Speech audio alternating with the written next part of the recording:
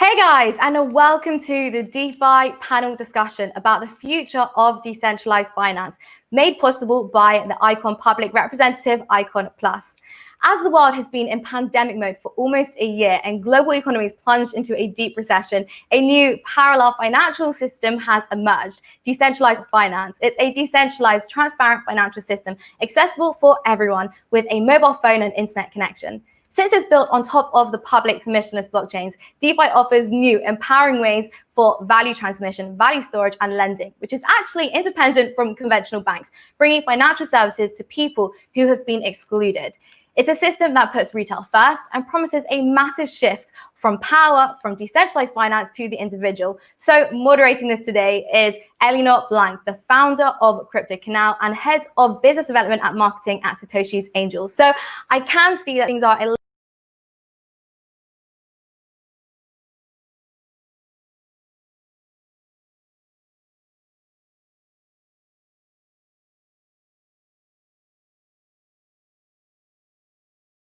Okay, so it looks like we had a little bit of an issue with the live stream, but we are back. So if you didn't catch that, this is powered by ICONPLUS, the ICON public representative. We have some amazing guests. We're talking all about DeFi, and actually being my co-host today and actually moderating the panel is Eleonore Blanc. So I'm going to add Eleonore to the stream. Hey, Eleonore, not sure what went wrong, but we are here. How are you doing? I'm great, thank you. I think it's normal. You know, we work in tech, but like technical glitches are very normal, so it's fine. Yeah, never mind. But before we jump into this panel, we do have some amazing guests, but I do want to let our audience know that we have 4 giveaways. So for the first 3 giveaways, we're giving away $25 of ICX. So the way to get this, all you have to do is you have to retweet and comment on the live stream and just write hashtag #ICON25. So you have 3 chances to get this. Every 15 minutes, a winner will be announced. Now, the big giveaway will be right at the end of the show. So that is actually given away by Alex Mashinsky. So thank you to him. He's giving away $100 of BTC. So with that, all you've got to do is retweet, comment $100 of BTC. And don't forget, you've got to follow every single person on this panel. So actually, what better to do would be to actually do hashtag #ICON100. So we know that that's what you're opting in for. So don't forget to follow everyone, retweet, and hashtag #ICON100. So Eleonore, who do we have today? Layah, I just want to say you're such a wonderful host. I'm getting really pumped, and I hope that everybody watching us is as well. Good luck to everybody participating to the giveaways. But let me introduce the wonderful guests that are coming and joining us on this panel today. We have Daeki Lee, head of the ecosystem of the ICON Foundation, Defi Dad, everybody's favorite tutorials for DeFi, anything related, and Nicholas Merten, of course, founder of Digifox and also creator and big YouTuber as well with us from Data Dash. And the one and only Alex Mashinsky, founder of Celsius. Welcome, everybody. Thank you guys for having us. I appreciate it. It's nice to be here with everyone. Thanks for having us. Yeah, hi, everyone. Thanks for having us. Dying for interaction here. This is nice to talk to someone, yeah. No, so welcome, everybody, to this Future Decentralized Finance panel. Where is everybody? We're on a decentralized world. Everybody's working remotely. We want to connect. We want to have a bit of a human connection. Where is everybody here tuning in from today? Yeah, so I can say I'm along the East Coast right now. I've been based around this area for a while. Spent a little bit of time in the Valley, but along the East Coast at the moment. Yeah, in New York City in the Crypto Castle, 63rd and Lex. What's that? What's a crypto castle? I'm sorry, not everybody has a mention. Yeah, it's a building that looks like a castle. So I live at the top of the castle. So it's like. Does that make you the king of some sort of a decentralized network? At least the king of this castle. I don't know about everything else, but. All right, so we have a king. So I see that we have a lot of. Are you all of you on the East Coast, Daeki and DeFi? Should I call you Defi Dad? Is that how you go about? That's how I go by it. Yeah, I'm also on the East Coast as well, so I'm closer to the Boston area. But Yeah, we've actually had some pretty awesome weather lately, right, Alex and Nicholas? It's been pretty decent the last few weeks. Thank you, global warming. So, And Daeki, where are you tuning in from? I'm actually on the West Coast in San Francisco. I like the wooden background. You have the most natural set out of all of us. It's very nice, all the wood. Thank you. All right. Well, I'm glad that everybody's here. You guys look pretty you guys look pretty tan, actually, tan and bearded. Is this all for November, or are you guys all trying to raise funds for some association of some kind? Well, for me, I know that for my beard, basically my girlfriend has mandated that I grow it out, so I've been sticking to it and stuff right now. Keep it growing.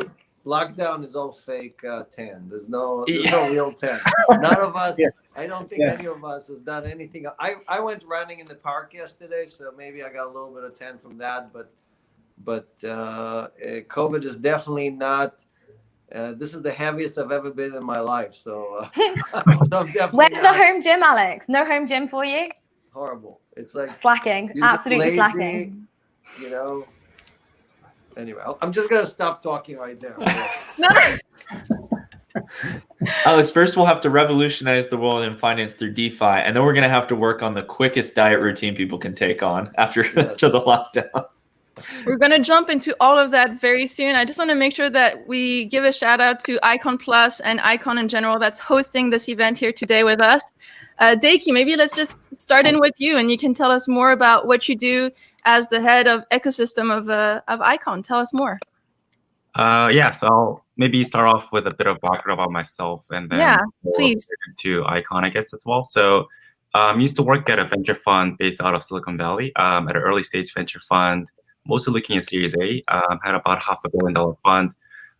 At the fund, I was mostly looking at emerging tech. So this included VR, AR, AI, and then many others. Got super into blockchain, and then was looking at a lot of the deals back then, and got really interested in the philosophy of the blockchain and what it can potentially enable in the future. So I got super interested, decided to jump into the industry. So I knew one of the co-founders of Icon, and Kim, back in the days from his previous startup days, when he was doing a startup in the Valley. And I connected with him, and then he was looking for someone to grow the ecosystem out for the Icon Foundation. So that's when I joined Icon. It's been about 2.5 years since then. So kind of joined to lead up the ecosystem efforts. And as part of that, built I6 Station, which is kind of acting like I think the easiest way to explain is kind of consensus equivalent for Icon, where we kind of try to build different infrastructure, different tools for different participants within the network. So I've been kind of doing that lately. Got super interested in DeFi because I think it's one of the interesting use cases of blockchain. So we've been incubating a few different DeFi projects out of I6 Station, which I hope to cover later today. For Icon, briefly, I guess, since they're, kind of sponsoring this. Icon is a blockchain network that kind of did its ICO back in 2017. It has a pretty strong presence in South Korea and doing a lot of stuff with the Korean government. It's kind of interesting where it's trying to focus on interoperability between private chain and public chain because they ultimately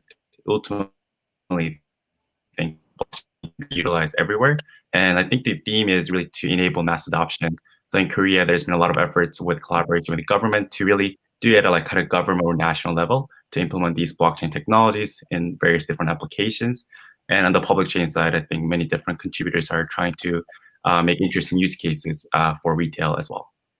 Yeah, thank you for giving that description of Icon. I think that's definitely a really good angle that we can dive into more later to see that government angle. I don't feel like many cryptocurrency projects out there are going that, we're working with government hand in hand and this is how we're growing. I feel like that's definitely not a common narrative or discourse that I hear a lot in crypto. So thank you for being here, for representing Icon, for telling us more about it. And yes, we'll dive more into what Icon is going to be doing about DeFi, because that's all the hype. That's what everybody's been talking. Okay, maybe the hype's been going on for at least 2 years. I feel like when bull market was hitting all of us, we're like, yes, but DeFi is that light at the end of the tunnel. It's going to be fine. It's going to take off. What do you guys think about this decentralized finance in a way? You said it. Is it really new, or are we reinventing the wheel? Any of you can answer, by the way. I want this to be like more of a ping pong situation. By the way, I don't want to like, please like feel free to interrupt me as well. Like let's try to like pretend like we're all together in the same room. Jump in, yeah. So look, Bitcoin definitely was the kind of the main use case, store of value, right? I mean, we try to use Bitcoin for payments, we try to use it for other things, and nothing was sticking on it, right? So Ethereum was created to put effectively to enable a smart contract or other capabilities on top of Ethereum, right? It's kind of like a fork of Ethereum effectively. And Vitalik went to the Bitcoin Foundation, told them, here's my code, just put it into Bitcoin. They said, no, we don't need it. So that's why we have Ethereum. And thank God he got rejected, right? Thank God that exactly. didn't go through. We're all here because you know his pitch didn't work well very much with Core, so that was good. And the guts he had to go and start from scratch and build this thing. I mean, I give him a lot of credit for that, because it's definitely not just, it was a very, very new idea at the time, right? So what happened since is that we had this Cambrian explosion of ICOs and innovation, and very, very few projects actually delivered for the community. There was a lot of experimentation, but very, very few of these projects delivered. And the area that I think got the most traction was this yield generation. So Celsius is one of those projects. There were a few other experiments. Before even the word DeFi was invented, if you wanted to earn yield, there was only like one or two places you could get it. And you could get it either in kind, right? Coin on coin, Bitcoin on Bitcoin, or Ethereum on Ethereum. Or like Celsius, I think, was the first one to create a native token that said, okay, you can earn yield in this native token, right? A year later, Compound did it, and then Uni, and then everybody else. So I think what we call DeFi today, and there's a lot of arguments going on. I'm happy to dig into that with what is DeFi, what is CeFi. But for me, all of that is just the yield, right? And are we doing it on? Are we doing what is in the best interest of the community? Because if we do that, we're going to win, right? We're going to win against the banks. We're going to win against the financial institutions who are not really acting in the best interest of their customers. If we're just doing it from greed, and we're doing it just for the early adopters to make all the money and dump on the people who join later, then nothing is going to come out of this whole thing, no matter what you call it. You can call it CeFi, DeFi, ShmeFi.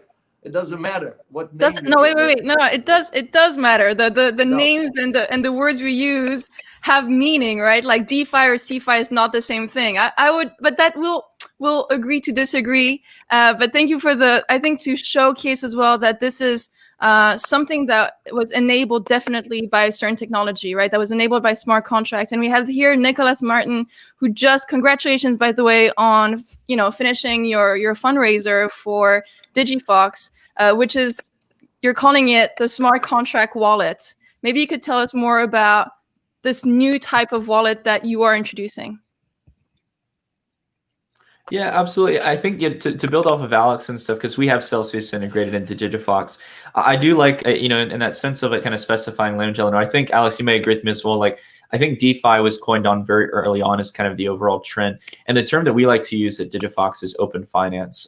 The reason this whole kind of category of DeFi and CeFi, no matter what you want to call it and stuff, I think that it's so valuable in the sense that it opens up a competitive market that doesn't exist in the traditional world of finance. Alex and I were kind of, I think, probably sounded like the crazy people in the room back 2 or 3 years ago when we were shouting that, like, banks were shrinking in this overall competition, rates were going down at the same time. And it really was becoming difficult to get any kind of yields. And there were these few projects like Compound, and I mean, all the way back, I remember back in 2017 following Salt Lending and decentralized exchanges like Cairo Network. And everyone thought this is way too far. It's like rocket science, and it's sci-fi at this point. But nowadays, we're at the point where we're seeing the coin flip here, where exchanges and traditional platforms are failing out comparative to DeFi. And I think and overall, the reason why I think open finance is valuable, why we built a crypto wallet that almost doesn't even feel like a crypto wallet. Digifox is just aimed in this case at bringing you all the utilities you want from the crypto space. You get high yields of crypto. You can plug in through Celsius. If you care more about having it through a smart contract application or decentralized, you can do Compound. Yeah. We also offer as well the ability to make swaps through Uniswap. So all exchanges are done in a basic. Wait, that's new. Isn't that new? Is Uniswap new? Is this like? So we launched natively with Uniswap back in June and stuff when we started the wallet. But basically, we saw Uniswap from the get-go. I was following like Hayden's work for a long time. I followed the Kyber team for some time. We originally used Kyber and we switched over to Uniswap. And as the liquidity has grown larger and larger, even though the network fees have been a bit of a problem that we're working on, all in all, overall, you have access to basically any token you'd want and stuff. We currently provide 50 right now, but we're going to give people the ability to trade whatever tokens they want. You need to update your website. I only saw Celsius, Compound, 14 cryptocurrencies that you could buy. You need to up your content because you're giving like maybe I didn't follow all your blogs, but I feel like you're saying new things here that are interesting for Digifox, and I think definitely any portal. Breaking news. Yeah, like dropping scoops here, but it's like any product right there that has a beautiful user interface. By the way, I love the fox. I think it's great as well that you have like an emoji right behind there. So token. Digifox tokens with a nice fox, very nice. But I think any product out there right now that's helping people to penetrate the DeFi market, because I think it's like can be so scary, and then it's not so scary when you look at the Defi Dad videos, right? You go to YouTube and you're like, how to no. You put like all these weird words that you might like. Oh, now I want to be a liquid provider or something. I don't know how to do that. And you're there, you're doing amazing YouTube tutorials that are so, I just want to applaud like the clarity of your videos. Like there's so much content on the internet, but it's been learning about cryptocurrency. We all learned like on the online school, right? And thank you for putting, content like this. No, thanks. God, that means a lot. There's all the people on this call actually create a lot of great content. I'm definitely have my own insecurities about whether the videos are up to par. But yeah, if you're looking for like a very like dumbed down approach to how DeFi mechanisms work, which is really just explaining traditional finance and how it's been automated with smart contracts. Yeah, I check out my videos at DefiDad.com. I wanted to add though to I really like actually everything that's been said so far, and I think at the end of the day, DeFi started out as this coin term to describe a lot of the different projects that were being built on Ethereum. But in general, DeFi has become, a marketing term. And so, like, while I tend to focus more on Ethereum right now, I think we all recognize that, like, long term, it has been a really awesome movement to educate people on, hey, you can earn more yield by participating in these like automated money softwares or applications. And that's a great thing. Like I actually, Alex, kudos to the marketing that like Celsius uses.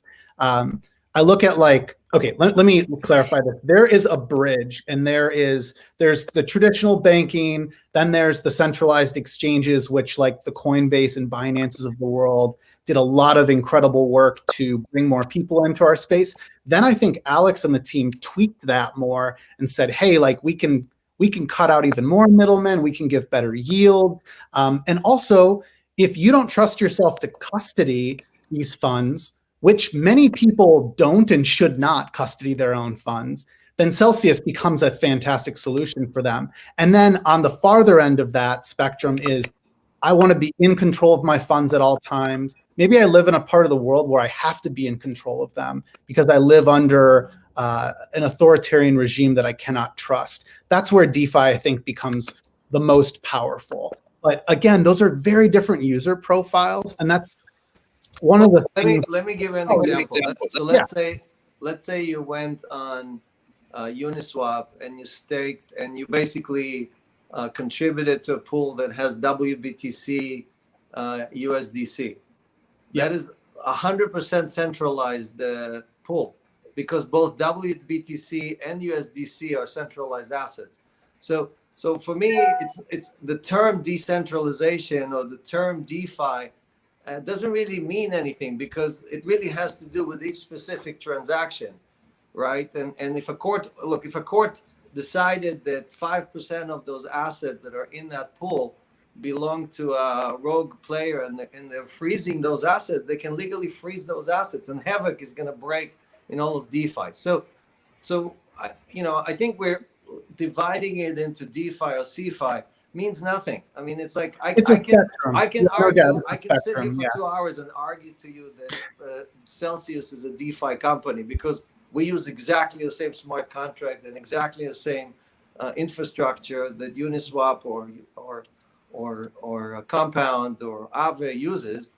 But that's not the point. I think the point is the frustration I have with the DeFi community is when you create fake yield, right? When you create stuff that is just enticing people to come in, and it's going to be a car wreck at the end because when Okay. when So incentives end, just to make the punchline, when the incentives end, what happens then? Who is left holding the bag, right? That's Right. what I'm concerned about.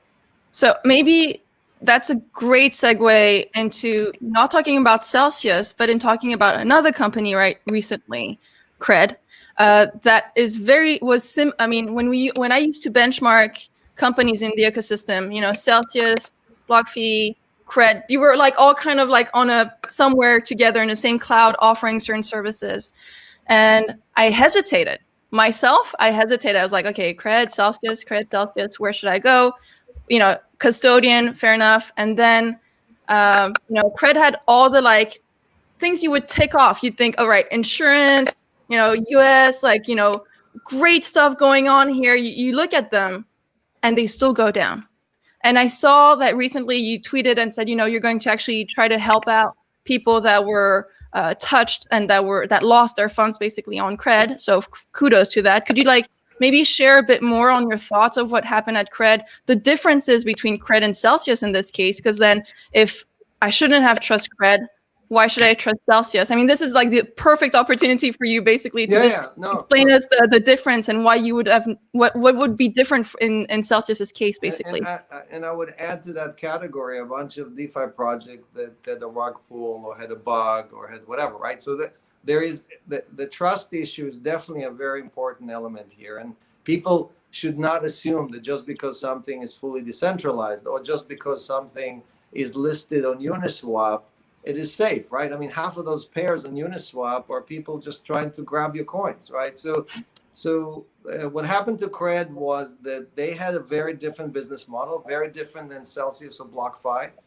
And that business model was exceptionally risky, meaning they lent, if you read their Chapter 11 filing, 40 million out of the 130 million that they had was lent to a Chinese gaming company without collateral, right? So that's just crazy. So and they had some problems with the other loans that didn't perform and so on. So that is 100% to do with the executives that run the company, with the decisions that they make, and unfortunately, again, the people who are suffering here are the individuals who trusted this institution, and they basically got burned. And they're probably going to get some money back. I don't know how much, but like you said, we are trying to, as much as we can, we're trying to work with the Chapter 11 process to try to help the coin holders, because for me, Cred going down is hurting all of us. It doesn't matter if you're DeFi or CeFi.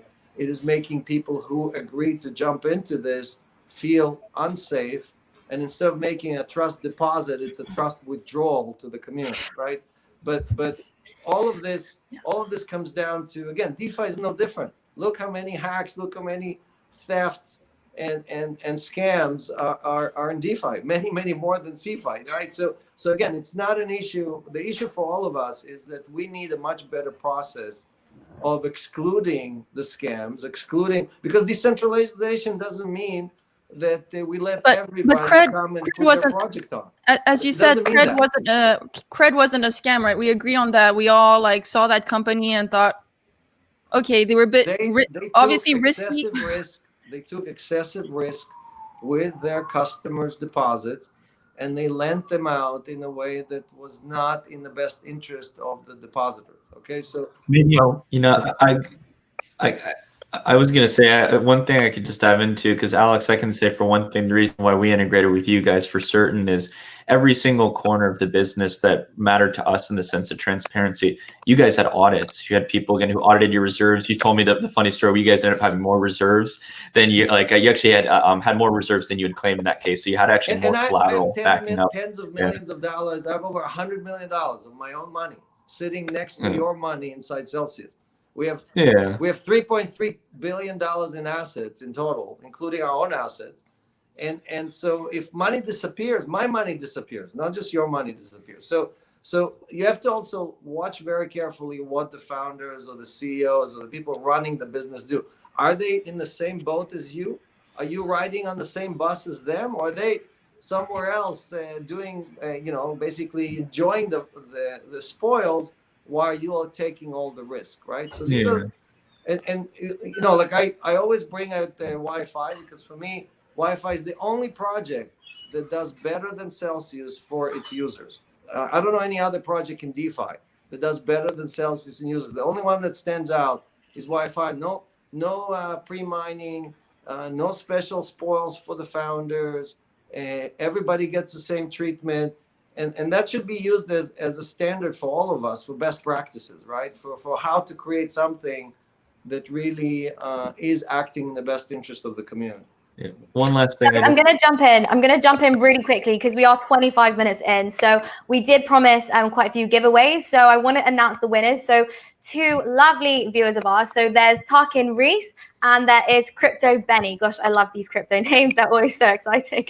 So I want to wish you guys congrats because you both won $25 of ICX. There's one more to win. You guys can win another $25. Don't forget, all you have to do is like, retweet, and can you guys still see me? Yeah, you can. Cool. So all you have to do is like, retweet, and do hashtag ICX25. Also, right at the end, which is really great. So this is actually thanks to Alex Mashinsky.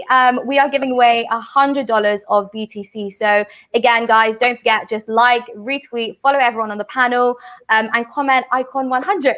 So we'll give that one away right at the end. So you've got one more chance at $25 and then a chance at $100. So guys, go back into it. I want to hear more about, whose assets are at risk here, which ones are scams, which ones aren't scams. Let me hear it. I wanted to make one last comment. I know, Daeki, as well, you wanted to say something.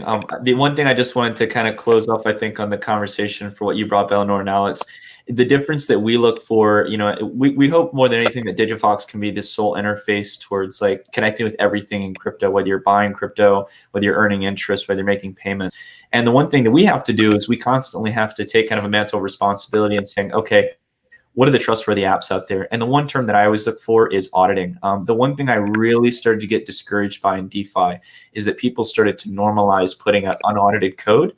And then after that, you started having people copy that in that case, putting out unaudited smart contracts. I would just say as an example, Alex, it would be like you for a moment, like putting out an unaudited custodial solution in that case, which is just, it's madness. And if it would be madness if you did that in traditional financial software.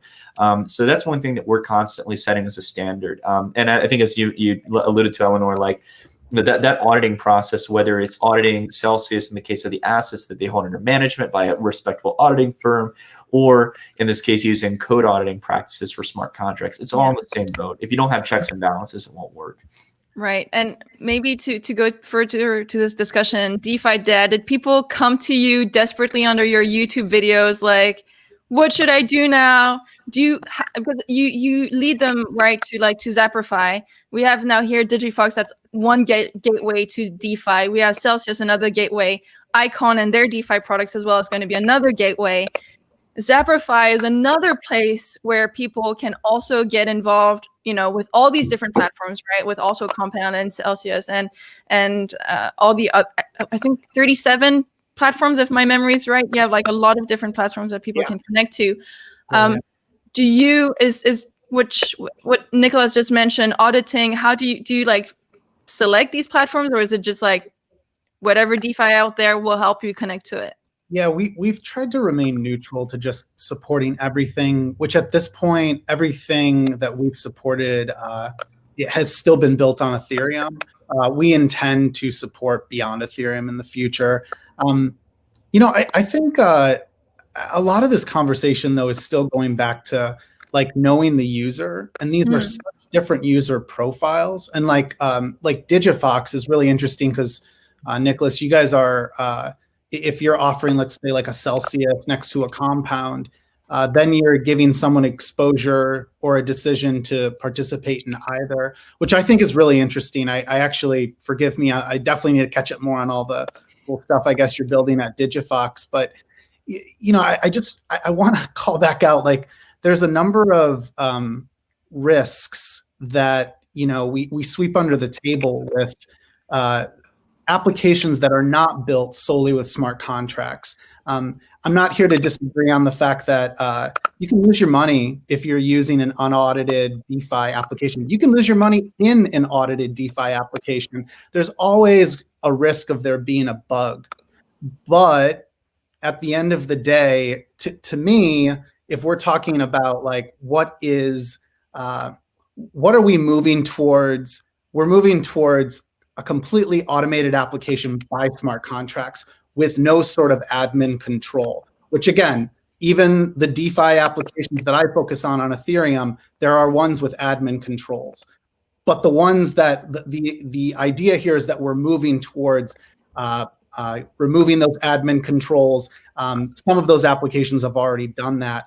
I think I don't understand the competition actually between centralized finance and DeFi. DeFi is still a very small fraction of the business and trading volume in centralized finance. I mean, at the end of the day, this cred thing, you know, it's sad to hear that.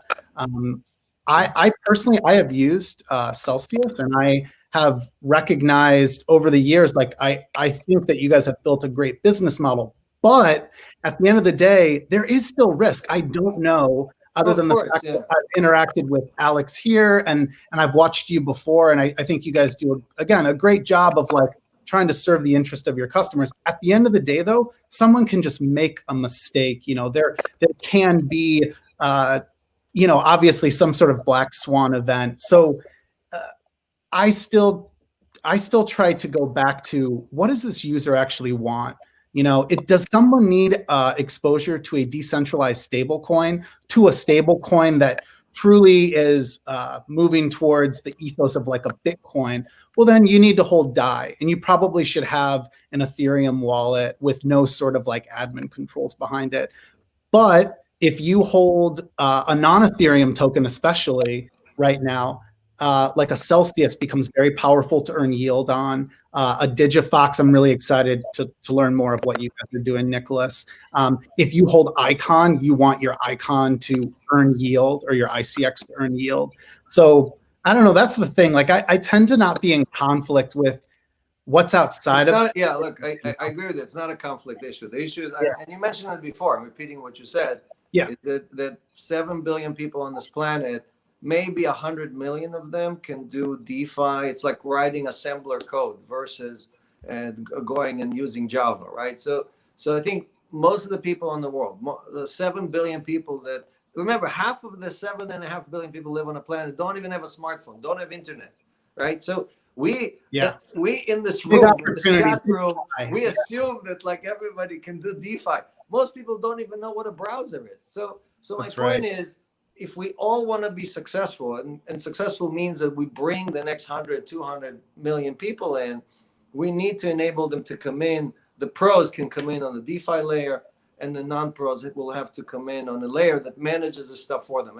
And what Nicholas and Celsius does is really, we distill down the options to just the safe options, right? And then we say to people, look, you can just here's an app, you know how to use an app. It just looks just like your bank app, but it earns 100 times more than your bank, right? Really, that's what we do. And that applies for most of the people on the planet. We're not, if you are not your keys, not your coins guy, you don't need Celsius. You know how to do your stuff, go ahead, good luck. On average, Celsius still delivers higher yield than what you can do by yourself. Okay, that's a great pitch from Celsius. Definitely, like all the users now listening are like, "What? This 100 times better than my bank?" No, it's true. Actually, in crypto, we have times more than we do have better returns. It turns out in cryptocurrencies, at least. But as DeFi Dad mentioned, there's a risk, right? All these platforms are.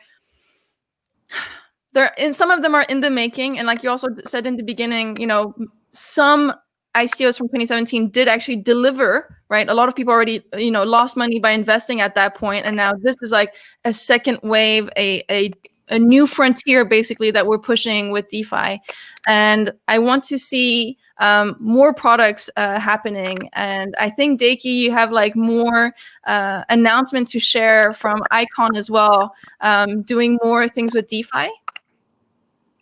Sure, yeah. So I mean, I guess just kind of continuing the discussions from earlier, and I guess kind of leading to the projects, the Icons kind of incubating internally. I think in general, I agree with the previous speakers that, in the end, it comes down to like what value are you bringing to the users?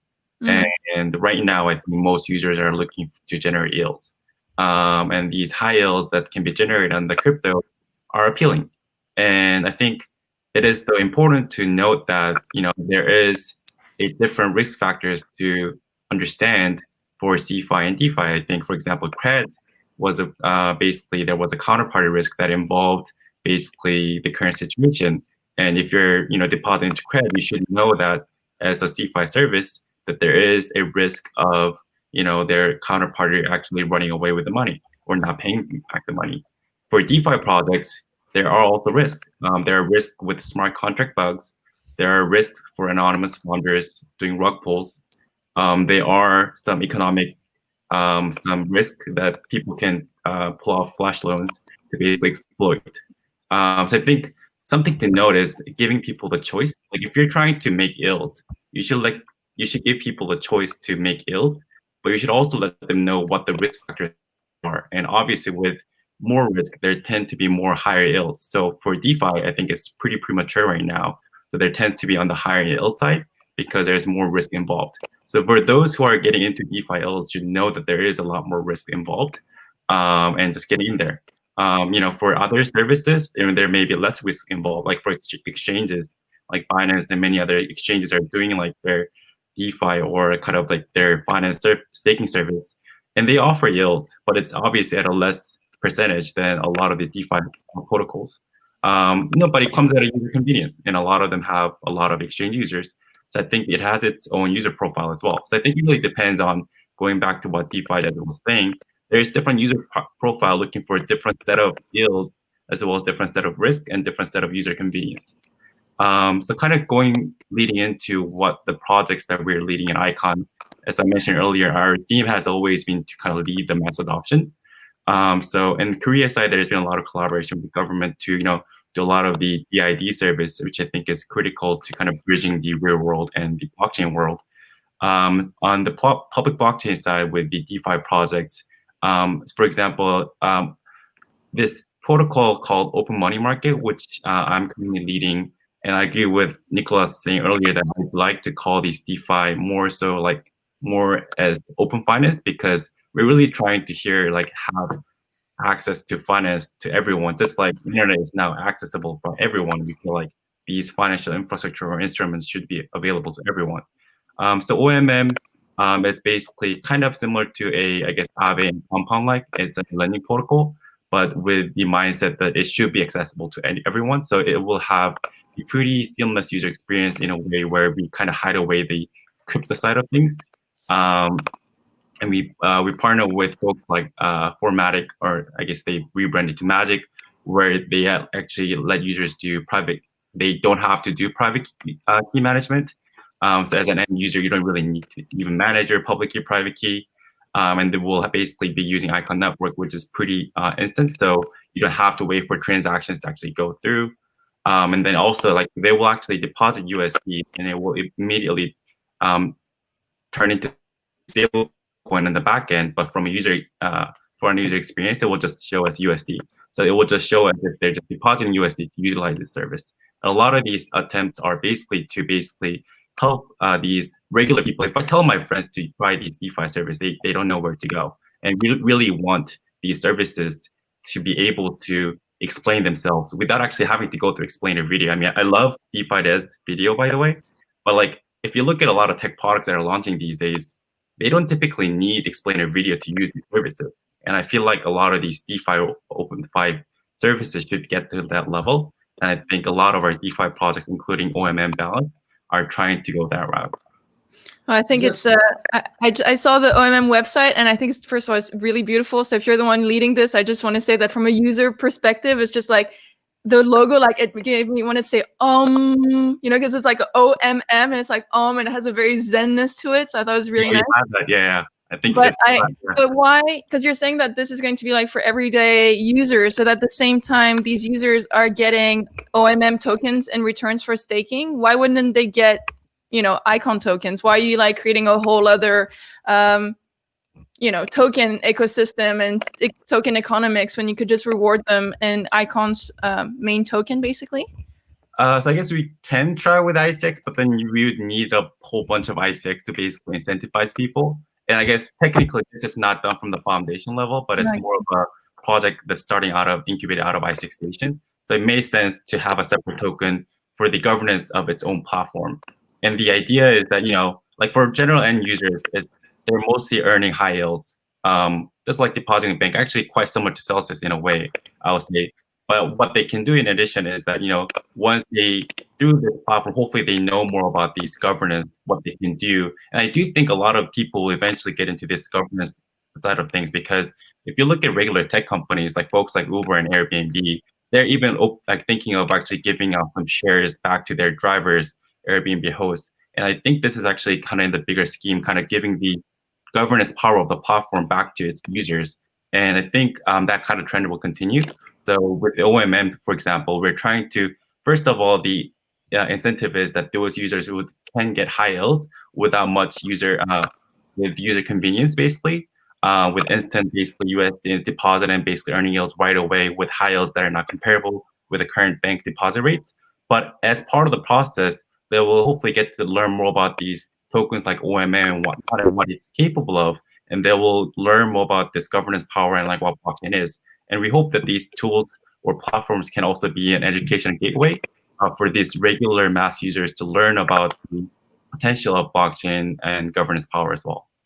So if I can comment on that, I love everything that was said. I agree with everything, and just the fact that you can read the smart contract doesn't mean you understand the source of the yield or the risk associated, the risk reward associated with the yield. And the problem that we have is that most of the players that we have in the DeFi space are not necessarily have PhD in economics and understand where the yield is created, who is the one who actually grabs most of it, and who is the one who pays the yield. Because just like energy or matter, it's not created out of thin air. It's not like you can just parachute the tokens on people and suddenly new money is being created. Sooner or later, somebody pays for it.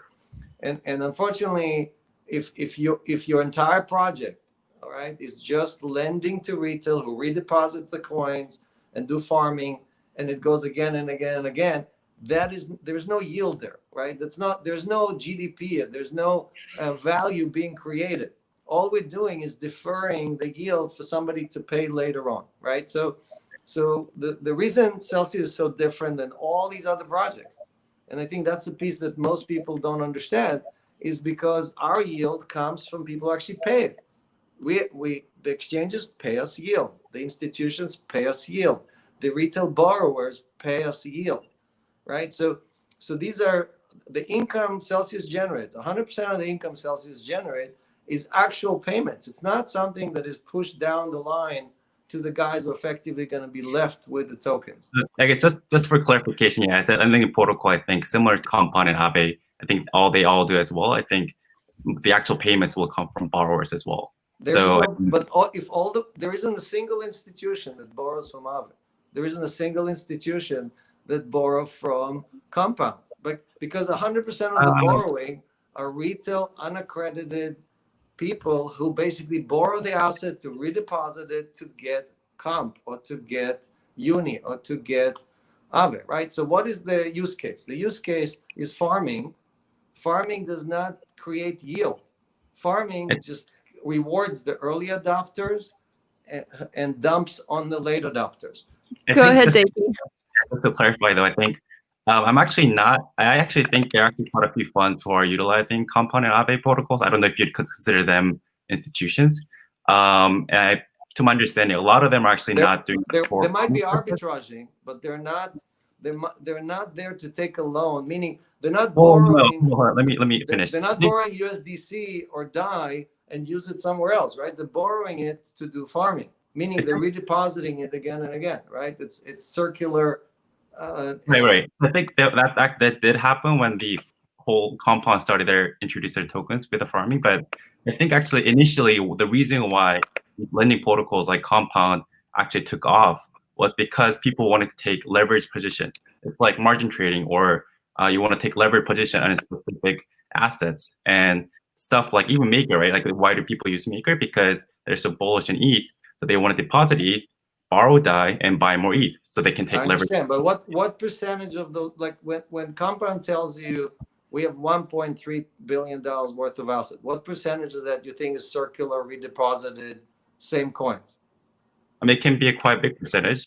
Exactly. So my point is that most of the yield on Compound and Aave and so on comes from people doing farming. I think we all agree. No one is disputing that. It's not like it's a secret. Everybody knows that farming is the way the yield is created. So that yield, what is it? We call it yield, but somebody else will call it something else. Yield is really you got something and somebody else is going to pay for it. So what did you get? You got token that somebody else is willing to you got them for free, and somebody else is willing to pay for them later on, right? So I mean, hold on, just to correct though, I mean, like Aave doesn't even have their own tokens given out for people who are depositing or borrowing. So for Aave's case, I don't think anyone's really doing yield farming because no one's actually earning any Aave tokens on Aave protocol by depositing or borrowing. And for Compound, even before they introduced Compound tokens, they actually had quite a significant amount of deposits as well as borrowing amount. People were using it for leveraged financing. So, I mean, I understand that there may be quite a lot of reutilization of the assets. I don't disagree with that. But if you're accusing all those yields coming from farming, I don't think that's actually necessarily true. Look, I'm just saying my claim, and you can prove me wrong, but my claim is that all the value created in farming is not real yield. That's all I'm saying. So you can call it anything you want, but it's not yield. Yield is something that one person pays another person, right? And it's not. It's because you're doing margin borrow, or it's because you're doing leverage, or because you're doing. Those are valid applications, but that's not most of DeFi. Most of DeFi today is people running coins, basically doing complicated farming. Sometimes it hops 4 different platforms to grab inefficiencies because there is disparities between the borrow rates and the leverage and the yield that you can get, and so on and so on. So I'll jump in here, yeah. My punchline is that sooner or later, the people who join late are going to pay yield to the people who joined early, and that just doesn't end. I'll finish with, I do agree that a lot of the farmings that launched after SushiSwap and whatnot were, and with the pool 2 swaps, were kind of leading to that, where front runners of these farms were basically dumping on later comers. I agree with that. I think there are actually quite a bit of genuine DeFi protocols that are actually providing value. And we're all cheering for that, right? I think we're all agreeing that we're all cheering for those valid applications that do not harm the people who join late. Right, I agree. So I would say it's unfair to probably bucket all DeFi protocols into those kind of farms. No, right. We're just hoping that this this castle, right? You were talking about you're living in a castle right now, Alex. That this castle of cards. Let's put it that this castle of cards doesn't get blown away because we're not producing any added value. That's the risk of all of this industry, is that we're just an over bloated, funky place where a lot of money is being thrown at, and it's just recycled, and we're not actually creating more value. Therefore, we're just farming empty sushis, but that actually don't have any taste or something like that. I don't know. That's a weird metaphor, but let's just hope that we're actually producing something for the world, and that decentralized finance is not just another overhyped industry with crazy returns that then people are just thinking, well, this is just doesn't make sense, right? So yeah, maybe I'll just finish off my example, because I mean, go ahead. Right? So I've used Delphi, for example, previously to take a loan, and I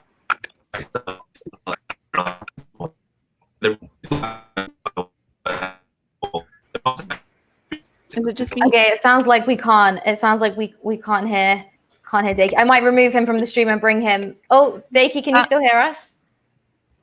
Yeah, I can hear you guys. Make your final Hello? point now. Make it now. Yeah. Right. So all I'm saying is I've used traditional service like SoFi, which has been, it's considered good service. I think they're kind of later comers than banks. But that process was still quite lengthy, and it actually had quite a bit of complicated process versus something like Aave, which, literally took me a few, like seconds to minutes to just take a loan. And I thought that to me, that was like really when it hit me that, this actually, if it's accessible to everyone, and if it can actually utilize real assets as well as a security token as collateral, it can really go somewhere, right? So that's and I think like not everyone's honestly just like utilizing their assets. There are some people who are actually taking it as, actually as what it's intended for. Guys, I'm going to quickly jump in. Nicholas, just before you chat, I do want to quickly give one more giveaway because loads of people have been commenting and sharing. So I think we got to do it. So at RC Pilgrim is the last winner of the $25 of ICX giveaway. So congratulations. We do have one last giveaway thanks to Alex Mashinsky. So we'll be announcing that at the end. So you can actually win $100 of BTC. If you just stick to the end, all you got to do is like, retweet, and make sure you're following everyone on the panel, and then do hashtag icon100, and you can get $100 of Bitcoin thanks to Alex Mashinsky. So that will be announced in just under 10 minutes. So get going. All right. Yeah, one thing I wanted to build, because I think we're on this topic, is there's two things I thought I would share for those who are maybe exploring DeFi. One thing that I get to kind of uniquely explain is that kind of spectrum of CeFi and DeFi with Digifox, because we plug into both applications, we plug into Celsius and Compound that both of you guys were discussing.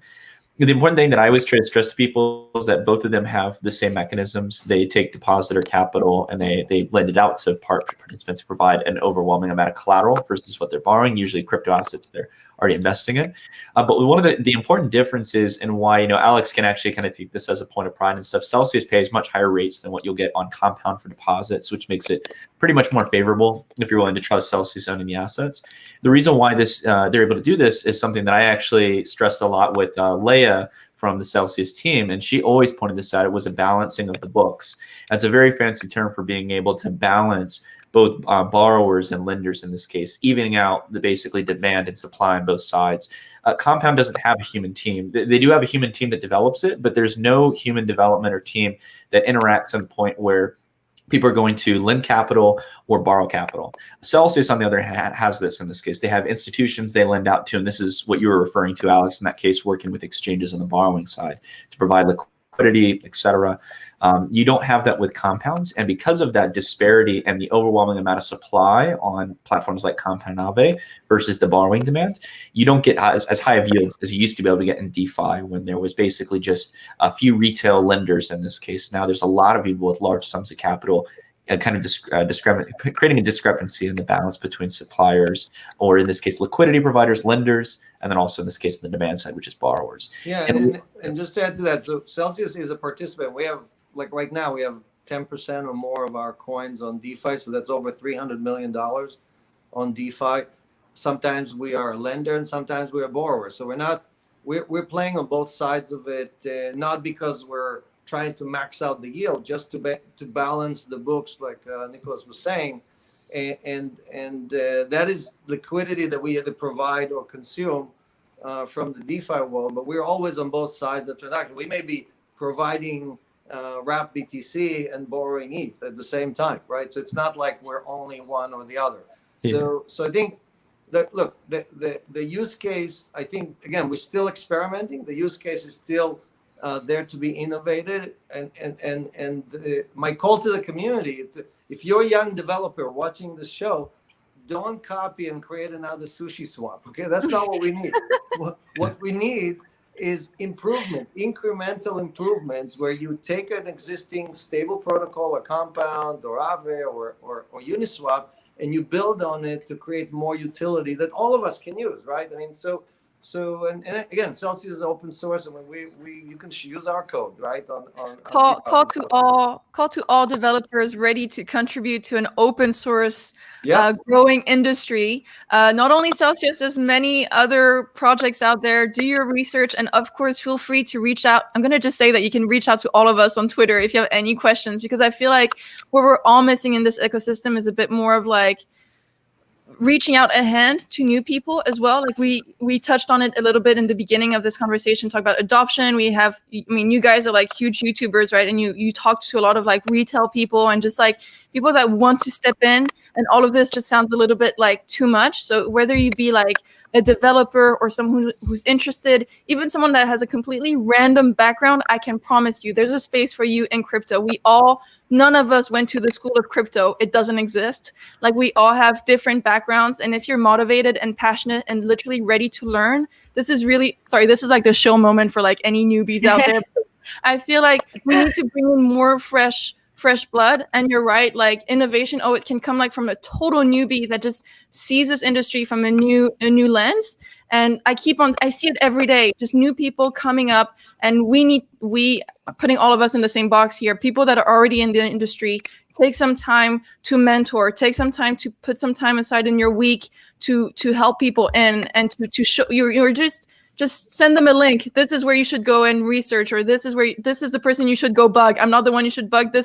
And we know where to redirect people. So I think, that was just like a bit of an off-topic moment, but I felt like since you did a call for our developers and we're all like growing like a mushroom industry, this is really a place where people can chime in and make a place for themselves and really become something.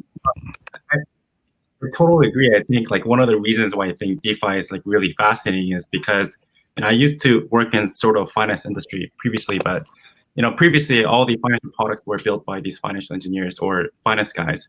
But now with the possibilities of DeFi and blockchain, pretty much any developer can build their own financial products, and it can be accessible by everyone. And I think that's actually what's really cool about it. And I think hopefully we'll achieve its potential in the future. Yeah. And maybe sushis were, for better or worse, like it left a bit of a sour, bitter aftertaste for some people, but it was beautiful. Like, you have to give it to them. Like, that moment was 60, 90 days where everybody was like, all about sushi, and everybody was ordering sushi and having fun. Like, yeah, that was insane. But it may be a controversial view, but I think like SushiSwap, I think actually in hindsight actually helped Uniswap quite a lot, because I think SushiSwap actually helped people to learn about how to do LP, and actually I think after that, basically TVL and Uniswap basically skyrocketed, because through that process, people have to learn how to become LP for these AMM. And I think, like, to give them credits, I think, not that I'm a fan of their approach, but they are innovating in their own way to provide new products.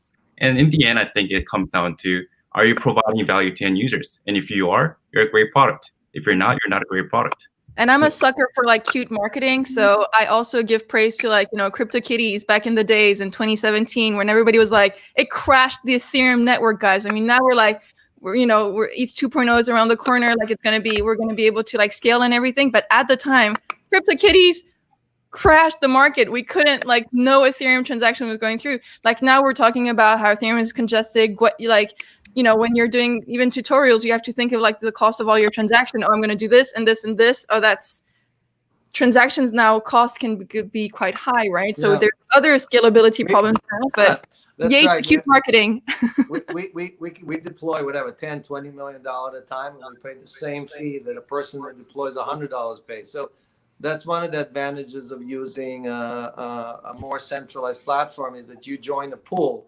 Like our pool of Bitcoin is something like $700 million, right? So you joining that pool, you get all the benefits, but none of the costs, because our deployment is the cost of farming, or the cost of providing liquidity, being an LP, is distributed across $700 million instead of $70, right? So, but to your point, the experts, all of us are experts on this panel. Our experts are 6 to 12 months ahead of you, the newbie who's watching the show, because this industry is so young that in 6 or 12 months, you could be on this show telling us what to do. So Yeah, I wanted to back you up on that one. Thanks. And maybe DeFi Dad, you can just tell us, like, I know that you're like most known for like your content. I mean, personally, that's how I know you the best. What are your go-to videos that you give to people? Like, what are the most popular content out there you're doing? I think you wanted to comment a bit on derivatives trading on Ethereum. Like, please just because I realized that this conversation went so fast. Like, I want to make sure that we all have a chance to like plug in our last information here.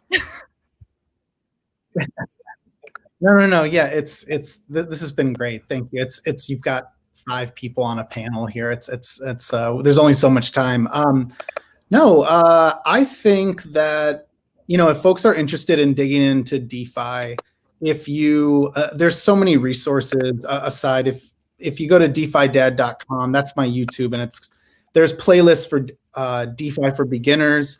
I think one of the things you have to accept and become aware of ahead of time is just that you're going to be overwhelmed. It's just like anyone else's like journey down the crypto rabbit hole, and there is a lot to take in. And I would argue that DeFi, especially on Ethereum right now, despite the fact that I think it's around like 15 billion in total value locked, which is 15x where it was on January 1st this year. I think it's worth noting that we're still in the really early days. And so, some of what we discussed here, like, does it matter if I borrow some money? Does it matter if I go and lend that money to earn an inflationary token? Well, I mean, frankly, the ethos of our community, I think we all would agree on, is like, who gives a shit? Like, let people do what they want with their money. And so when you look at traditional finance, it's kind of a black box that a lot of people that come into our space aren't aware of. And so I think that there's always been this unfair measuring stick. It started with Bitcoin. Bitcoin comes out, the bankers on Wall Street are like, this thing is too volatile. It turns out volatility is actually our best friend with a store of value like Bitcoin, especially over time. Then you have Ethereum. Well, this thing's too complicated. Well, Ethereum UX has become, the UX behind DeFi apps, I would argue, is very much on par with a lot of centralized tools now. And then, you'll see probably the same tactics used against other burgeoning blockchains, like what Daeki was sharing here. I think that's really cool. I have no judgment of whether this will work or whether it won't, but I think as long as people are building something they think will add value, I'm willing to let that play out, and I want to see what happens next. So, I think like my key takeaway is, please watch me on Yield TV. I interview lots of the founders in DeFi. It is a show that we produce through Zapper, because Zapper, at the end of the day, it brings together your DeFi portfolio across all the different DeFi protocols.